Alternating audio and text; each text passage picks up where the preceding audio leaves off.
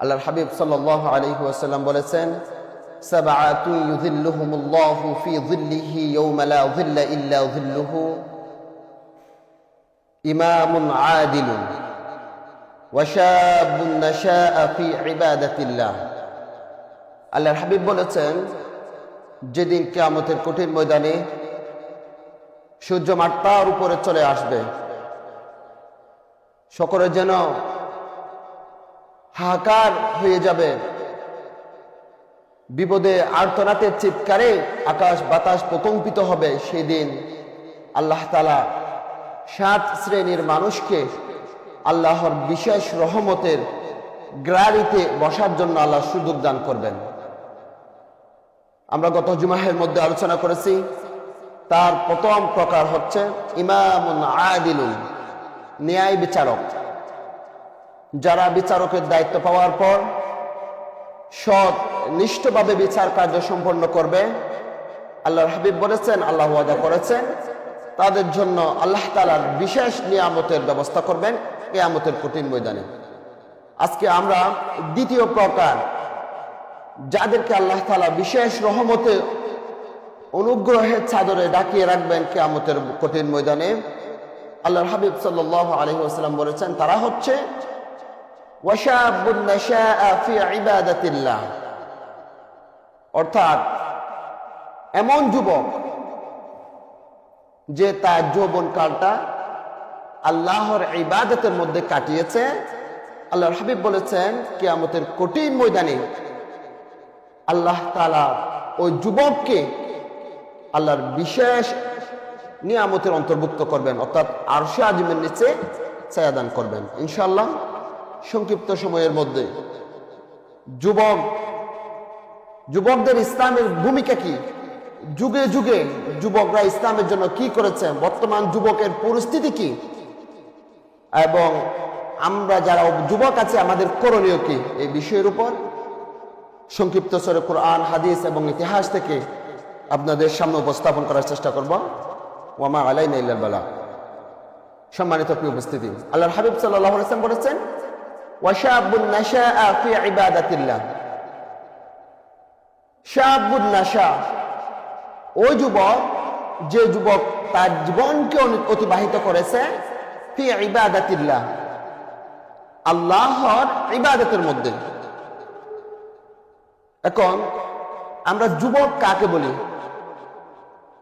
মানুষের মধ্যে যৌবন কালটা কখন? আপনার যুবনীতি অনুসারে বাংলাদেশে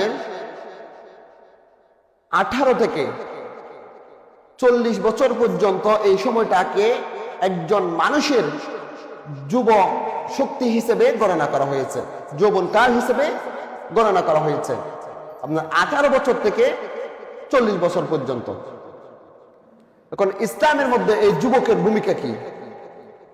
আল্লাহ তাআলা এই যুবককে নিয়ে পবিত্র কোরআনের মধ্যে আয়াত নাযিল করেছেন। আম্বিয়া কেরামের বিভিন্ন ভূমিকা যৌবন বয়সের মধ্যে ছিল। ইতিহাসের ধারাবাহিক পরিক্রমায় যুবকরাই ইসলামের জন্য সর্বোচ্চ ত্যাগ স্বীকার করেছেন। আল্লাহর হাবিব সাল্লাল্লাহু আলাইহি ওয়াসাল্লামের উপর যখন আল্লাহর পক্ষ থেকে দ্বীন কায়েমের জন্য ঘোষণা আসলো, তখন সর্বপ্রথম দ্বীন কায়েমের জন্য সহযোগিতার হাত বাড়িয়ে দিয়েছে যুবকরাই। সাহাবী যারা ছিল তাদের অধিকাংশ যুবকরাই আল্লাহর হাবিবের দাওয়াত গ্রহণ করে ইসলামের সুজুতার ছায়া ধরে চলে আসছে। এবং বিরোধিতা করেছে কারা? যারা বয়স্ক। যারা বয়স্ক তারা ইসলামের বিরোধিতা করেছেন। আবু জাহেল, উতবা, সাইবা, তারা বয়স্ক ছিল। খাব্বাব, আপনার বিলাল, খুবাইব, যায়েদ, এগুলো ছিল টকবগ যুবক। আল্লাহর হাবিব তাদের কাছে কোরআনের বার্তা পৌঁছে দিয়েছেন, তারা কোরআনের সুজুতার ছায়া ধরে চলে আসছে। সুতরাং আমরা বলতে পারি যুবক হচ্ছে ইসলামের প্রাইম পাওয়ার, যা আমরা আমাদের গত 1 বছরের মধ্যে যে একটা আমরা পরিবর্তন দেখেছি, সে পরিবর্তন কাদের হাত থেকে এসেছে? এই যে আন্দোলনটা আমাদের সামনে সংগঠিত হয়ে আজকে এরকম একটা সুন্দর বাংলাদেশ আমরা পেয়েছি কাদের হাত ধরে? বয়স্কদের। এই আন্দোলন কি বয়স্করা গিয়েছে? না। দেখবেন এই আন্দোলনের শুরু থেকে শেষ পর্যন্ত আপনার 15 বছর থেকে 35-40 বছরের টকবগে যুবকরাই আপনার আন্দোলনের শুরু থেকে শেষ পর্যন্ত, যতদিন পর্যন্ত ফ্যাসিস্ট সরকার শেখ হাসিনা পদত্যাগ করে নাই ততক্ষণ পর্যন্ত প্রাণপণ প্রচেষ্টার মাধ্যমে দেশকে টিকিয়ে রেখেছে। এমনকি যারা শহীদ হয়েছে 2000 শহীদ, তাদের মধ্যে আপনার অধিকাংশ প্রায় যুবক তাদের নিজের জীবনকে উৎসর্গ করে দিয়েছেন। সুতরাং আপনার দেশ রক্ষার্থে, দিন রক্ষার্থে, ইসলাম রক্ষার্থে যুবকরাই আপনার যুগে যুগে সর্বোচ্চ ভূমিকা পালন করেছে। এখন আমরা দেখি পবিত্র কোরআনের মধ্যে যুবকদেরকে নিয়ে আল্লাহর হাবিব সাল্লাল্লাহু আলাইহি সাল্লামকে আল্লাহ তাআলা কি বলেছেন। আমরা যদি ইতিহাসের দিকে তাকাই, হযরত ইব্রাহিম আলাইহিস সালাম যখন আল্লাহর অশেষ নিয়ামতের অন্তর্ভুক্ত হচ্ছিলেন, তখনও তিনি একজন টকবগে যুবক। তার কওমের সকলে, তার মা, তার বাবা, তার আত্মীয় স্বজন সকলেই শিরকের মধ্যে নিয়োজিত ছিল। তারা মুশরিক ছিল। আল্লাহর হাবিব সাল্লাল্লাহু আলাইহি সাল্লাম, আল্লাহর সে খলিল ইব্রাহিম আলাইহিস সালামের উপর আল্লাহ তাআলা বিশেষ অনুগ্রহ দান করলেন। একত্ববাদের জ্ঞান আল্লাহর ওই বন্ধু খলিল ইব্রাহিম আলাইহিস সালামের উপর আল্লাহ তাআলা দান করলেন। তখন তিনি একজন টকবগে যুবক, সকলে শিরকের মধ্যে লিপ্ত ছিল। ব্যতিক্রম একজন যুবক তাদের সচরাচরিত ওই শিরক থেকে আলাদা হয়ে সেই শিরকের বিরুদ্ধে একত্ববাদের ঘোষণা দিতে লাগলো। যখন তার ঘোষণা, একত্ববাদের ঘোষণা দিন দিন প্রচার বাড়তে লাগলো, তখন ওই তার কওমের মধ্যে সবাই আলোচনা করলো, কোন যুবক, কোন ব্যক্তি আমাদের মূর্তির বিরুদ্ধে কথা বলে, আমাদের খোদার বিরুদ্ধে কথা বলে, সেইটাকে আল্লাহ তাআলা পবিত্র কোরআনে সে আয়াতটা নাযিল করলেন। রব্বুল আলামিন বলেন, ক্বালু সামি'না ফাতা ইয়াযকুরুহুম ইয়াকালু লাহু ইব্রাহিম। যখন ইব্রাহিম আলাইহিস সালাম আল্লাহর একত্ববাদের কথা মানুষের কাছে প্রচার করতে লাগলো, তখন মানুষরা বলতে লাগলো, কে বলতেছে আমাদের মূর্তির বিরুদ্ধে কথা, আমাদের খোদার বিরুদ্ধে কোন ব্যক্তি কথা বলতেছে? আল্লাহর হাবিব সাল্লাল্লাহু আলাইহি সাল্লাম, আল্লাহ তাআলা হাবিব মুহাম্মদ সাল্লাল্লাহু আলাইহি সাল্লামকে আয়াত নাযিল করে দিয়ে মনে করে দিলেন, ও হাবিব তুমি এই আয়াতটা স্মরণ করো। যখন ইব্রাহিম আলাইহিস সালামের কওমেরা ইব্রাহিম সম্বন্ধে কথা বলা বলি করছিল, ইউকালু লাহু ইব্রাহিম, যে ব্যক্তি আমাদের খোদার বিরুদ্ধে কথা বলতেছে সে হচ্ছে ইব্রাহিম। সে তখন টকবগে যুবক, সে তখন আল্লাহর সন্ধানের জন্য প্রতিনিয়ত তার খোদার সৃষ্টিকর্তার সান্নিধ্য পাওয়ার জন্য বেকুল হয়ে পড়ছিল। তিনি যখন আপনার দিনের বেলায় সূর্য দেখে তখন বলে, দেখি এটাই আমার রব। যখন রাতের বেলায় চাঁদ দেখে তখন বলে এটা আমার রব। যখন চন্দ্র দেখে, আপনার তারকা দেখে, তখন বলে এটা আমার রব। সর্বশেষ যখন চাঁদ উঠে ডুবে যায়, তারকা উঠে ডুবে যায়, সূর্য উঠে সন্ধ্যায় আবার অস্তমিত হয়ে যায়, ইব্রাহিম আলাইহিস সালাম বলল, ইন্নী ওয়াজ্জাহতু ওয়াজহিয়া লিল্লাযী ফাতারাস সামাওয়াতি ওয়াল আরদা হানিফা ওয়া মা আনা মিনাল মুশরিকিন। দীপ্তকণ্ঠে ইব্রাহিম আলাইহিস সালাম ঘোষণা দিতে লাগলো, ইন্নী ওয়াজ্জাহতু ওয়াজহিয়া লিল্লাযী ফাতারাস সামাওয়াতি ওয়াল আরদ, আমি ঈমান আনলাম ওই সৃষ্টিকর্তার যে আসমান জমিনের একছত্র মালিক, এবং আমি ওই যারা মূর্তি পূজা করে, বাঁশ পূজা করে, সূর্য পূজা করে, সন্ধ্যা পূজা করে, সেই মুশরিকদের অন্তর্ভুক্ত আমি নই। তাহলে ইব্রাহিম আলাইহিস সালাম যখন আল্লাহর দ্বীনের দাওয়াত দিতে লাগলো, তখন ছিল তিনি একজন টকবগে যুবক। শুধু তাই নয়, আল্লাহ তাআলা পবিত্র কোরআনের মধ্যে সূরা কাহফের মধ্যে 13 নম্বর আয়াতের মধ্যে বললেন, আল্লাহর হাবিব সাল্লাল্লাহু আলাইহি সাল্লামকে এটা বললেন, যখন সূরা কাহফের এই ঘটনাটি এভাবে এসেছে। সূরা কাহফের মধ্যে 7 জন যুবক ছিল। সেই সময়ের যিনি শাসক ছিল তিনি একজন মুশরিক ছিল, যারা তার শাসকের কথা অনুযায়ী জীবন পরিচালনা করবে না, শাসকের কথা মেনে নেবে না। শাসক যার ইবাদত করে তার ইবাদত যারা করবে না তাদের উপর অত্যাচার নির্যাতন বাড়িয়ে দিত। 7টা যুবকের উপর আল্লাহর বিশেষ রহমত নাযিল হয়ে গিয়েছিল। ওই যুবকরা তার শাসনের মতবাদের বিরুদ্ধে গিয়ে ঘোষণা দিতে লাগলো, তোমরা যে মূর্তির ইবাদত করতেছ সেইটা সত্যিকারের প্রভু হতে পারে না, কারণ সেই মূর্তি তোমরা নিজেরাই বানাও আবার নিজেরাই ধ্বংস করো। তার নাকের ডগায় একটি মাছি বসলেও সেই মূর্তি সে মাছে তাড়াইবার ক্ষমতা রাখে না। আমরা এই মূর্তির কখনো ইবাদত করতে পারি না। যখন ওই 7টা যুবক তাদের শাসনকর্তার মতের বিরোধিতা চলে গেল, তখন রাষ্ট্র থেকে ঘোষণা আসলো, ওই 7 জন যুবককে ধরো, পাকড়াও করো, আমার আদালতের মধ্যে হাজির করো। তখন তারা বলল, যে রাষ্ট্রের মধ্যে আমার দিন আমি রক্ষা করতে পারবো না, আমি আল্লাহর ইবাদত করতে পারবো না, আমরা সেই রাষ্ট্রের মধ্যে থাকতে চাই না। ওই 7টা যুবক আপনার প্রতিজ্ঞাবদ্ধ করলো, আমরা এই দেশ থেকে এমন একটা জায়গায় চলে যাব যেখানে আমরা আমাদের রবের ইবাদত গুলা নিশ্চিন্তে করতে পারবো। তারা যেতে যেতে একটা পাহাড়ের গুহার মধ্যে প্রবেশ করলো। আপনার প্রত্যেকে জানেন আসহাবে কাহাবের ঘটনা। ওই গুহার মধ্যে তাদের সাথে একটা কুকুর ছিল, ওই কুকুরটা তাদের সাথে গুহার মধ্যে অবস্থান করছিল। তারা একটা ঘুম দিয়েছিল, সেই ঘুমের পরিমাণ ছিল প্রায় 300 বছর। সুবহানাল্লাহ। আমাদের হায়াত কতটুকু পাই? আমরা সর্বোচ্চ হায়াত পাই 70 বছর। আল্লাহ তাআলা ওই যুবকের আশা ছিল আমরা এই মুশরিকের দল থেকে বাহির হয়ে যেখানে আল্লাহর ইবাদত করতে পারবো, আমরা পরিষ্কার একটা চরিত্র অধিকারী হওয়ার জন্য এইরকম আপনার অপদস্থ আপনার পরিচিত আপনার এলাকা থেকে আমরা দূরে চলে যেতে চাই। নিজেদেরকে রক্ষা করার জন্য যখন ওই যুবকগুলা তাদের এলাকা ছাড়তে ইচ্ছা করলো, আল্লাহ তাআলা তাদের নিজেদের দায়িত্ব আল্লাহ নিজে নিয়ে নিলেন। যখন তারা ওই এলাকা ত্যাগ করতে লাগলো, তখন আল্লাহ তাআলা তাদেরকে এমন একটা জায়গায় আশ্রয় দিল, তারা ওই একটা গুহার মধ্যে আপনার সামান্য সময়ের জন্য ঘুমাইছিল, কিন্তু তাদের ঘুমাইবার পরিমাণ ছিল প্রায় 300 বছর। সুতরাং যুগে যুগে যারা যুবক, তারা ইসলামের জন্য সর্বোচ্চ ভূমিকা রেখেছে, তারা ইসলামের জন্য, দ্বীনের জন্য সর্বোচ্চ ভূমিকা রেখেছে। শুধু তাই নয়,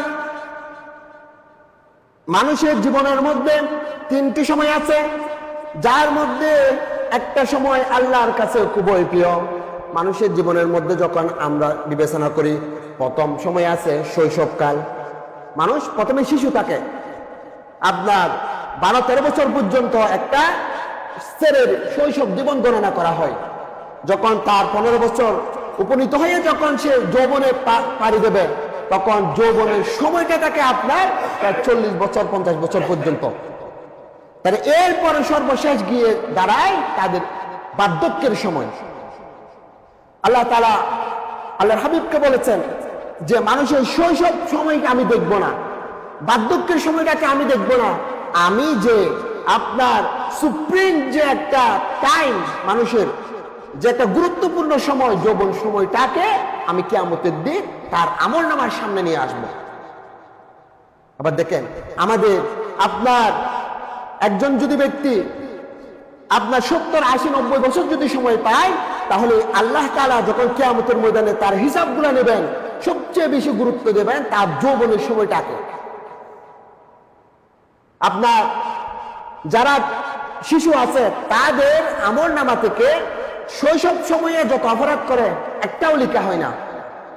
তো যারা যৌবন সময়টাকে আল্লাহর ইবাদতের জন্য কাটাইতে পারবে, আল্লাহ তাআলা বলেছেন আমি ওই যে তার শৈশবটাকে বাদ দেব, বার্ধক্যের সময়টাকে বাদ দেব, শৈশব আপনার যৌবন কালটা যদি আমার রাহে সে সঁপে দেয়। সুতরাং আমাদের যৌবন সময়টা কেন এত বেশি গুরুত্বপূর্ণ? 4টা কারণে আমাদের এই আপনার 15 বছর থেকে শুরু করে 40 বছরের সময়টা খুবই গুরুত্বপূর্ণ। 4টা কারণে। প্রথম কারণ হচ্ছে আপনার এই সময়ের মধ্যে যে একটা গুণ থাকে, সেটা হচ্ছে থিঙ্কিং পাওয়ার। মানুষ চিন্তা করার শক্তি, ভালো মন্দ বিবেচনা করার শক্তি কখন থাকে? যখন ওই ব্যক্তিটা যৌবনকালের ভিতরে থাকে। তখন একজন শিশু কখনো সুন্দর সিদ্ধান্ত নিতে পারবে না। যে সে যখন সিদ্ধান্ত নেয়, সিদ্ধান্তের উপর যখন অপরাধ করে বেড়ায়, আমরা যারা অভিভাবক আছে তারা বলি বুড়া ফুয়া, কিছু নয় বুঝে গড়ি বেড়াই দিয়ে এন হয়ে আর কি গড়ি তারা বাসায় রই। তাহলে এই যে শৈশব জীবনটাকে আপনার গণনার মধ্যে, ক্রাউনের মধ্যে আনবে না। আর যখন দেখা যায় এই সময়টা আপনার চিন্তা শক্তি যথেষ্ট পরিমাণ কোন একটা বিষয়ে সিদ্ধান্ত গ্রহণ করার সময়, যেহেতু এইটা আমাদের জীবনের মধ্যে খুবই গুরুত্বপূর্ণ। আরেকটা হচ্ছে আপনার ওয়েল পাওয়ার। আপনার এই সময়টা, যৌবন সময়টার মধ্যে আমরা ভালো মন্দ যা করি সব এই সময়ের মধ্যে করি। আমাদের জীবনে যে শ্রীবত্তান যেটা আছে সেটা হয়ে যায় আমাদের যৌবন সময়ের মধ্যে। আরেকটা পাওয়ার অফ সোল, অর্থাৎ আপনার আমাদের পূর্ণতা পায় যৌবনকালের মধ্যে। কোন একটা ব্যক্তি যা কিছু করতে পারবে সবগুলো করবে যৌবনকালের মধ্যে। শিশু সময়ে সে কোনো টাকা পয়সা নিজে অর্জন করে বিত্তশালী হতে পারে না, বয়স্কের মধ্যে পারে না। তাহলে যখন একজন ব্যক্তি স্বাবলম্বী হয়, আপনার পরিপূর্ণতা পায়, সেটা হচ্ছে যৌবনকালের মধ্যে। সর্বশেষ আপনার ফিজিক্যাল স্ট্রং ফর ওয়ার্কিং। আপনি দেখবেন শিশুরা কাজে কর্মে তেমন বেশি কর্মঠ নয়, দুর্বল। আর যখন সে বয়সের শেষ প্রান্তে চলে যাবে তখন সে কাজ করার শক্তি হারিয়ে ফেলে, সেখানে সে তেমন বেশি কাজ করতে পারে না। সুতরাং যৌবন সময় যেটা আছে সেটা ফিজিক্যাল স্ট্রং ফর ওয়ার্কিং। যত রকমের কাজ দেবেন আপনি এই যৌবন সময়ের মধ্যে সে করে শেষ করে ফেলবেন। আল্লাহর হাবিব সাল্লাল্লাহু আলাইহি ওয়াসাল্লাম এর জন্য এই সময়টাকে এত বেশি গুরুত্ব দিয়েছেন। শুধু তাই নয়, আল্লাহর হাবিব সাল্লাল্লাহু আলাইহি ওয়াসাল্লাম বলেছেন, لا تزول قدم ابن آدم حتى يسأل عن 50 عن عمره فيما أفناه وعن شبابه فيما أبلاه وعن ماله من أين اكتسبه وفيما أنفقه وما عمل فيما علم। আল্লাহর হাবিব সাল্লাল্লাহু আলাইহি ওয়াসাল্লাম বলেছেন, আল্লাহ তাআলা কিয়ামতের ময়দানে প্রত্যেকটা ব্যক্তিকে 5টি প্রশ্নের উত্তর না দেওয়ার আগ পর্যন্ত তার একটি কদমও সামনে দেওয়ার ক্ষমতা দেবে না। কেউ তার একটা কদম সামনে দেবে না যতক্ষণ পর্যন্ত 5টি প্রশ্নের উত্তর অ্যাপ্রোপ্রিয়েট ভাবে দিতে পারবে না। তার মধ্যে প্রথম প্রশ্নের উত্তর হচ্ছে আন উমরিহি ফিমা আফনাহু। তোমাকে যে একটা সুন্দর তোমার জীবনের সময় দিয়েছিলাম, 40, 50, 60, 70 বছর দিয়েছিলাম, তুমি এই সময়টাকে কোথায় কাটিয়েছ? এই প্রশ্ন আল্লাহ তাআলা আমাদের প্রত্যেককে করবে। এরপর আল্লাহর হাবিব সাল্লাল্লাহু আলাইহি ওয়াসাল্লাম বলেছেন, ওয়া আন শাবাবিহি ফিমা আবলাহু। তোমাকে আমি তোমার 60 বছর বয়সের মধ্যে যৌবনের তারুণ্যের শক্তি দিয়েছি, আমি তারুণ্যের শক্তি আমি তোমার জীবনের মধ্যে দিয়েছি। সেই শক্তি তুমি কোথায়, কোন কাজে লাগিয়েছ? তুমি কি আমার কাজে লাগিয়েছ? আমার দিনের পক্ষে কি এই শক্তি ব্যয় করেছ, নাকি বাতিল তাগুদের পথে তুমি এই শক্তি লাগিয়েছ? এই প্রশ্ন আমাকে আপনাকে সকলকে করবে। এরপর করবে ওয়ামা ওয়া আন মালিহি মিন আইনা ইকতাসাবাহু ওয়া ফিমা আনফাকাহু। আমরা যে টাকা পয়সা উপার্জন করতেছি, ভালো মন্দ জায়গা দেখি না, হালাল হারাম দেখি না, টাকা যেখানে পাই সেখান থেকে আমরা অর্জন করি। সত্য বলে মিথ্যা বলে মানুষদেরকে ধোঁকা দিয়ে বিভিন্ন ওয়েতে আমরা টাকা খাবাইবার নেশায় লিপ্ত। অথচ আল্লাহর হাবিব বলেছেন, তুমি যে টাকা পয়সা ইনকাম করতেছ সে প্রত্যেকটা পয়সার হিসাব আল্লাহর সামনে তোমাকে দিয়েই তারপর তোমাকে নড়াচড়া করতে হবে। এর জন্য বললেন যে তুমি যে টাকা পয়সা ইনকাম করেছ, কোন পদ্ধতিতে, কোন ব্যবসা বাণিজ্য করে তুমি টাকা ইনকাম করতেছ, সেটা আল্লাহর সামনে হিসাব দিতে হবে। এখন আমরা সমাজের ভালো মানুষ সাজি, অথচ আমার ব্যবসা হচ্ছে প্রতারণা করা, আমার ব্যবসা হচ্ছে ধোঁকাবাজি করা, আমার ব্যবসা হচ্ছে মানুষদেরকে হুমকি ধামকি দিয়ে টাকা ইনকাম করা। এলাকার মানুষ কেউ জানে না, আমাকে চেনে সবাই আপনার একজন পরহেজগার ব্যক্তি হিসেবে, কিন্তু আমার চরিত্রের ভিতরে এমন সব অপকর্ম আছে, সব দুর্নীতি আছে, এমন যে জুলুম আমি করি যা সমাজের মানুষ দেখে না। আপনি এটা মনে করবেন না দুনিয়ার মানুষের চোখ থেকে আপনি ফাঁকি দিলেও কিয়ামতের ময়দানে আপনার যে লক্ষ লক্ষ টাকা গাড়ির বাড়ির মালিক হয়েছেন, এটার জন্য আল্লাহর সামনে আপনাকে বিচার আওতায় আসবে, আল্লাহ তাআলা আনবে আপনাকে। এরপর বলছেন যে তুমি যে টাকাগুলো ইনকাম করেছো, ধরে নিলাম হালাল উপায়ে তুমি টাকা ইনকাম করেছো, ওই টাকাগুলো তুমি কোন পথে ব্যয় করেছো সেই হিসাবটাও তোমাকে দিতে হবে। অর্থাৎ ইনকাম করার রাস্তাটাও জেনুইন হতে হবে, সৎ হতে হবে, ব্যয় করার রাস্তাটাও সৎ হতে হবে। আপনি হালাল ভাবে টাকা ইনকাম করছেন কিন্তু অবৈধ পথে আবার এগুলো ব্যয় করতেছেন, এটার জন্য আল্লাহর নিকট আপনাকে জবাবদিহিতে আওতায় আনবে আল্লাহ তাআলা। এর জন্য সর্বশেষ ওয়ামা আমিলা ফিমা আলিমা, তুমি কতটুকু জেনেছো, জানার পরে কতটুকু মেনেছো, সেটাও কি আল্লাহ তাআলা আপনাকে জিজ্ঞেস করবেন। যে আমি কোরআন হাদিস তাফসীর তেমন বেশি জানি না, এগুলো আপনাকে জিজ্ঞেস করবে না। আমি যে ভালো কোনটা খারাপ কোনটা ওইটা বিবেচনা করার ক্ষমতা আল্লাহ তাআলা আমাকে দিয়েছেন, আপনাকে দিয়েছেন। যে আমি কোনটা ভালো খারাপ ওগুলো জানার পরও যে আমি মন্দের পথে যাচ্ছি, অপরাধের পথে পা দিচ্ছি, ওটার জন্য আল্লাহ তাআলা আমাকে আপনাকে বিচারের আওতায় আনবে। সুতরাং প্রিয় উপস্থিতি, যে 5টি আল্লাহ তাআলা কিয়ামতের ময়দানে আমাকে আপনাকে প্রশ্ন করবেন, সের মধ্যে একটা প্রশ্ন আছে যে আন শাবাবিহি ফিমা আবলাহু, তুমি তোমার যৌবনের তারুণ্যের শক্তিটা কোথায় লাগিয়েছ। সুতরাং এখন দেখা যায় আপনার আমাদের বিভিন্ন রাজনৈতিক দলের ব্যক্তিরা আমাদের যুবকদেরকে তাদের ক্ষমতায় যাওয়ার লাঠিয়ার বাহিনী হিসেবে তৈরি করছে। আপনি দেখবেন বিভিন্ন রাজনৈতিক ব্যক্তিবর্গ কাদেরকে ব্যবহার করে, এখন বয়স্করা দেখবেন না, শিশুদেরকে দেখবেন না, তারা টার্গেট করেছে তারুণ্যকে, তারা টার্গেট করেছে যুবশক্তিকে। কারণ একটা যুবক চাইলে তার সমাজ পরিবর্তন করে দিতে পারে, যুবশক্তি চাইলে তার দেশ পরিবর্তন করে দিতে পারে। যার প্রমাণ বাংলাদেশ, যার প্রমাণ নেপাল, যার প্রমাণ ইন্দোনেশিয়া, যার প্রমাণ শ্রীলঙ্কা।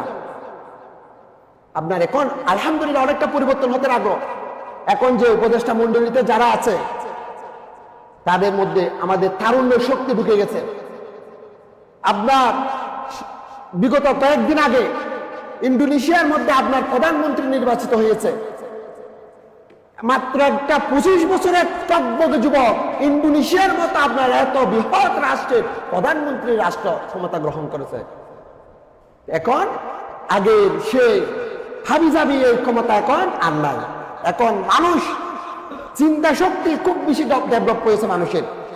আপনি আরো দেখবেন যারা ভালো, যারা ন্যায় সত্যের পক্ষে, তাদেরকে মানুষ বাছাই করতে শুরু করেছে। সেটা প্রমাণ করে দিয়েছে আমাদের বাংলাদেশের সবচেয়ে বড় বিদ্যাপীঠ ঢাকা ইউনিভার্সিটি কয়েকদিন আগে একটা নির্বাচন গিয়েছে, প্রত্যেকে অবগত আছেন। আপনার ওখানে অসংখ্য যুবক আপনার ইলেকশনের মধ্যে দাঁড় হয়েছে, কিন্তু ইউনিভার্সিটির প্রায় 40,000 শিক্ষার্থী বাছাই করেছে কাকে? আগের মতো গালবাস, দখলবাস, দুর্নীতিবাস, টেন্ডারবাস, এইদেরকে তাড়িয়ে দিয়ে এক প্রকারে একটা সুশৃঙ্খল আপনার প্যানেলকে সামনে তাদের ইউনিভার্সিটির দায়িত্ব গ্রহণের জন্য দায়িত্ব দিয়েছেন। যারা সৎ কথা বলবে, যারা মানুষের সাথে প্রতারণা করে না, যাদের চরিত্রের মধ্যে কোনো প্রকার দাগ নাই, সেরকম মানুষকে এখন দেশের দায়িত্ব দেওয়া শুরু করেছে, সমাজের দায়িত্ব দেওয়া শুরু করেছে। সুতরাং যে পরিবর্তন এখন বাংলাদেশে দেখা যাচ্ছে, সেই পরিবর্তনের অব্যাহতি আমাদেরকে ধরে রাখতে হবে। সুতরাং প্রিয় উপস্থিতি, এটা বলতে চাচ্ছিলাম, বর্তমানে আমাদের বিশেষ রাজনৈতিক দল আমাদের যুবকদেরকে তাদের ক্ষমতায় যাওয়ার জন্য উন্মাদ হয়ে লাঠিয়ার বাহিনী হিসেবে ব্যবহার করতেছে।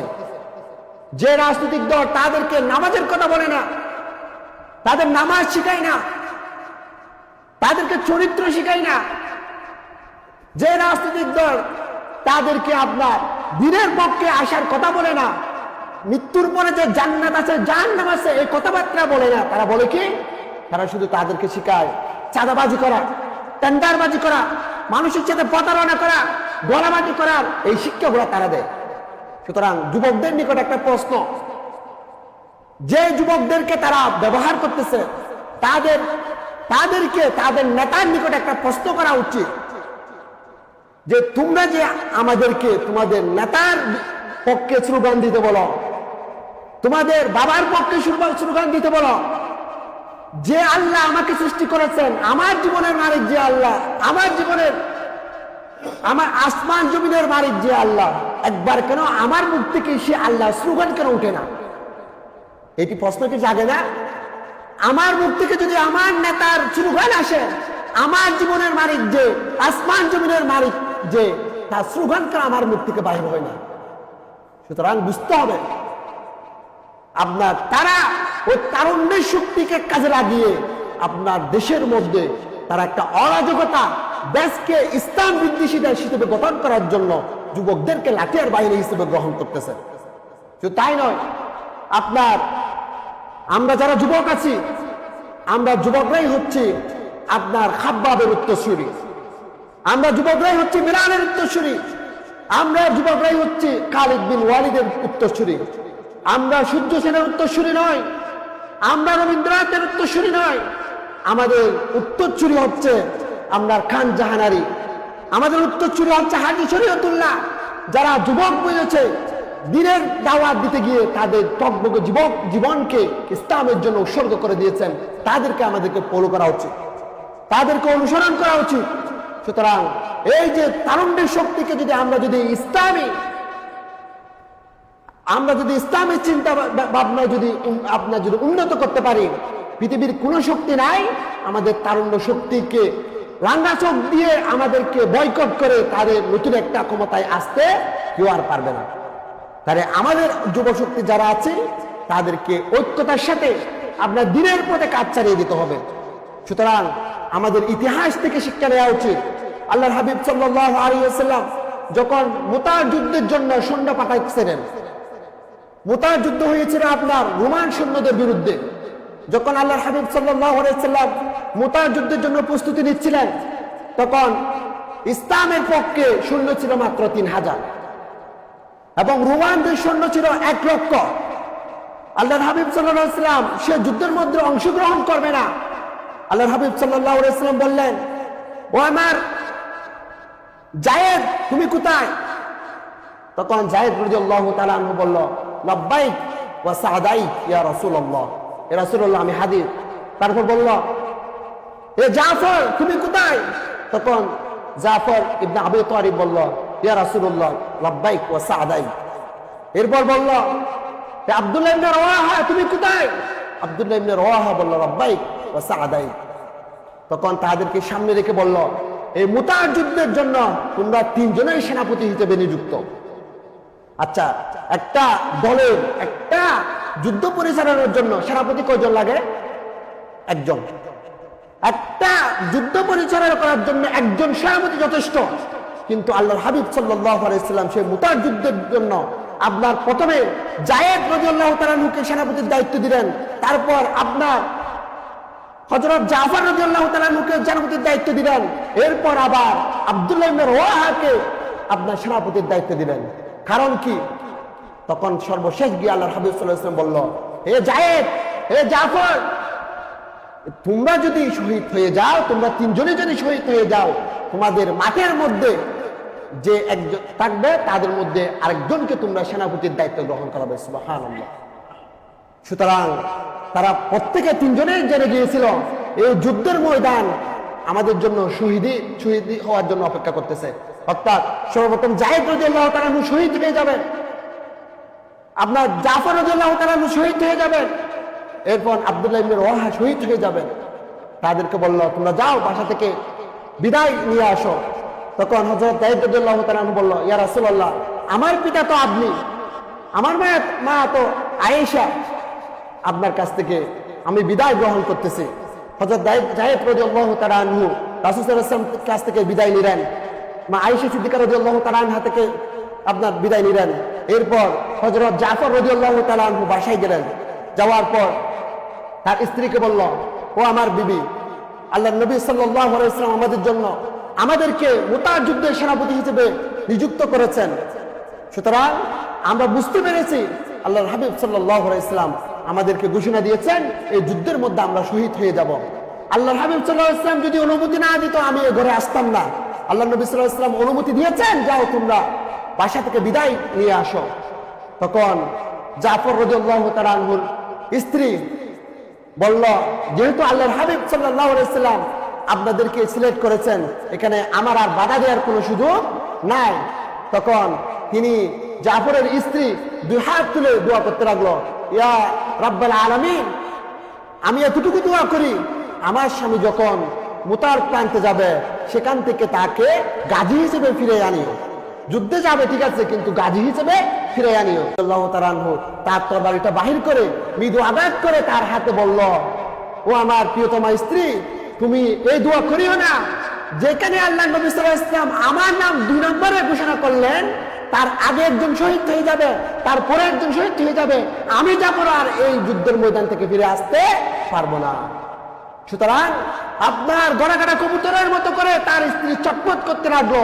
জাফর তার ঘর থেকে বাইর হয়ে গেল, তখন তার ছোট ছোট বাচ্চারা তার জাফরের পিছে পিছে আপনার দৌড়তে লাগলো। হযরত জাফর রাদিয়াল্লাহু তাআলা আনহু কে কাঁদতেছে কে দৌড়াচ্ছে ওদিকে তোয়াক্কা না করে আল্লাহর হাবিব সাল্লাল্লাহু আলাইহি ওয়াসাল্লামের প্রদত্ত ঘোষণা অনুযায়ী যুদ্ধের ময়দানে হাজির হয়ে গেল। আপনার সর্বশেষ আব্দুল্লাহ ইবনে রওয়াহা যখন তার পরিবারের মধ্যে গেল, আব্দুল্লাহ ইবনে রওয়াহা তার স্ত্রীকে বলল, ও আমার প্রিয়তমা স্ত্রী, তোমার সাথে এখনো আমার ভালোভাবে দেখা সাক্ষাৎ হয় নাই, এরই মধ্যে আল্লাহ নবী সাল্লাল্লাহু আলাইহি ওয়াসাল্লাম আমাকে যুদ্ধের সেনাপতি নিযুক্ত করেছেন, আমি সেই যুদ্ধের মধ্যে আপনার শহীদ হয়ে যাব, সেই আমি নিশ্চিত হয়ে বাসায় এসেছি, তুমি আমার কাছ থেকে, আমি তোমার কাছ থেকে বিদায় গ্রহণ করতেছি, তুমি আমাকে ক্ষমা করে দিবা। তখন ভিতর থেকে স্ত্রী বলল, ও আমার প্রিয় স্বামী, আমি তোমাকে ভালো করে দেখতে পারি নাই, মক্কার মানুষের আপনার মানুষের মুখ থেকে শুনেছি তুমি একজন সুদর্শন পুরুষ, তুমি একজন ভালো ব্যক্তি, সেই হিসেবে আমি একবার চাই তোমার সাথে একবার সুন্দর দৃষ্টিতে সাক্ষাৎ করি।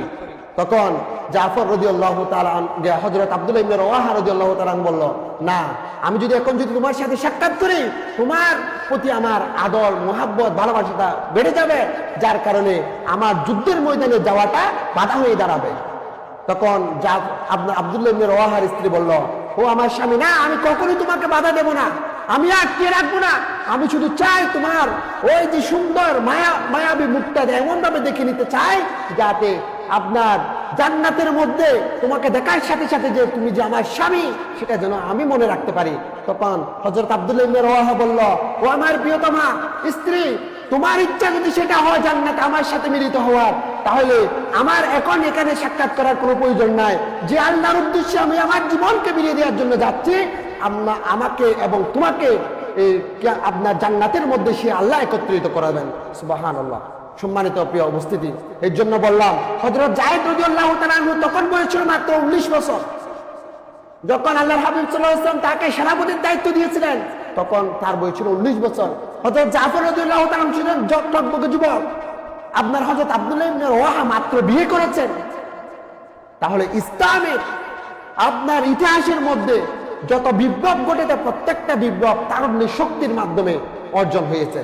সুতরাং আমাদের যারা যুবশক্তি আছে তাদেরকে বলবো, আপনাদেরকে শয়তান ডান থেকে বাম থেকে সামনে থেকে পিছন থেকে বিভিন্নভাবে আপনাদেরকে প্রলোভন দেখিয়ে এগিয়ে নিতে চাইবে, কিন্তু আপনারা প্রতারিত হবেন না।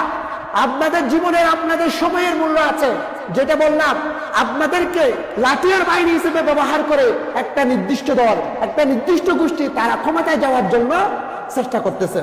সুতরাং আপনারা এমন কোন দলের পক্ষে গিয়ে স্লোগান দিবেন না যে দলের মধ্যে আল্লাহর নাম উচ্চারণ করতে বাধা দেয়, যে দলের মধ্যে আল্লাহর নবীর স্লোগান হয় না, যে দলের মধ্যে স্লোগান হয় এমন লম্পট ব্যক্তিকে স্লোগান দেয়, আমার নেতা তোমার নেতা, অমুক নেতা তমুক নেতা, আমার ভাইয়ের চরিত্র ফুলের মতো পবিত্র। যাদের চরিত্র ফুলের মতো পবিত্র বলে তাদের চরিত্রের মধ্যে হাজার দুর্নীতি, হাজার লুচ্চামি তাদের চরিত্রের সাথে মিশে আছে। সুতরাং আপনি এমন কি ব্যক্তিকে আপনার ফুলের মতো পবিত্র হিসেবে ঘোষণা দিবেন যে ব্যক্তি সমাজের কলঙ্কিত? আমাদের নেতা হবে, আমার নেতা তোমার নেতা বিশ্বনবী মুস্তাফা, আমার নেতা তোমার নেতা মুহাম্মদ রাসূলুল্লাহ। যে দলের মধ্যে স্লোগান থাকবে সে দলের পক্ষে আপনাকে কাজ করে যেতে হবে। কারণ আল্লাহর হাবিব সাল্লাল্লাহু আলাইহি ওয়াসাল্লাম বলেছেন, আপনার যৌবনের সময়টা দান আছে, আপনার যৌবনের সময়টাকে দান দিতে হবে। আল্লাহ রাসূল সাল্লাল্লাহু আলাইহি ওয়াসাল্লাম বলেছেন, ইগতানিম খামসান ক্বাবলা খামসিন, সাবাবাকা ক্বাবলা হারাবিকা, ওয়া সিহহাতাকা ক্বাবলা সাকামিকা, ওয়া গিনাকা ক্বাবলা ফাকরিকা, ওয়া ফারাগাকা ক্বাবলা শুকরিকা, ওয়া হায়াতাকা ক্বাবলা মাউতিকা। আল্লাহর হাবিব বলেছেন, ও আমার উম্মতেরা, তোমরা 5টা সময় আসার আগে আর 5টা সময়কে গুরুত্ব দিবা।